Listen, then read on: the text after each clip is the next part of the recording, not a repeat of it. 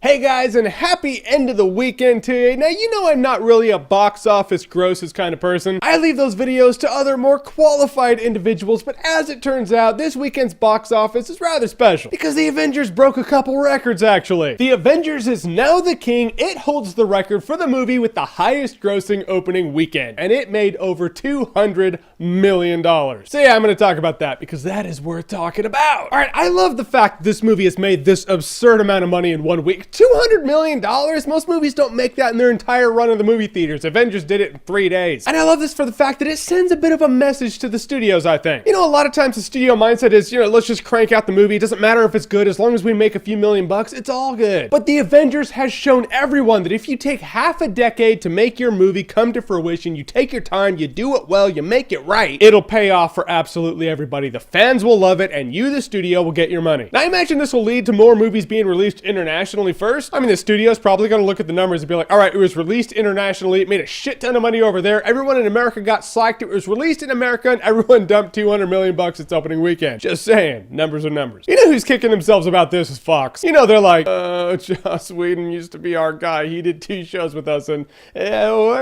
someone in this office canceled both his shows. Yeah, now he's gone. I gotta just smile at the fact that someone at the Fox studio is kicking themselves. And this makes me think of one other movie, The Dark Knight Rises, because apparently 9 out of 10 things that happen in the summer movie season are going to make me think of that movie. Before I got news of the Avengers opening in $200 million worth of style, I would have said The Dark Knight Rises is going to be the biggest movie of the summer. Now I'm like, maybe not. I mean, let's look at The Dark Knight's opening. The Dark Knight opened huge, but it did not make $200 million. And there are a couple things to consider. One, The Dark Knight featured the most iconic Batman villain of all time, the Joker. Dark Knight Rises doesn't really have that. It does have everyone who saw The Dark Knight who probably wants to see The Dark Knight Rises now. And two, it's going to make me sound like a dick, but it's just the reality of the situation. The actor who played the most iconic Batman villain of all time died before the movie came out. I'm not saying it's a good thing. I'm saying it's a complete tragedy that it happened. I'm just saying that led to more people talking about The Dark Knight. That makes for publicity. But also, The Dark Knight Rises is not being released in 3D. Thank God. But 3D tickets do cost more. Avengers has that going for it also. So these are the things you should probably think about when you're thinking about what's going to make more this summer, Dark Knight Rises or The Avengers. And that's my question to you guys. What do you think is going to make more money, Dark Knight Rises or The Avengers? And you can even break it up. You're like, oh, well, I think this is going to make more in the weekend, but I think this is going to make more long term. You can cheat like that if you like. I won't hold it against you. Comment below, let me know. And as always, if you like what you've seen here and you want to see more, click right here to see more.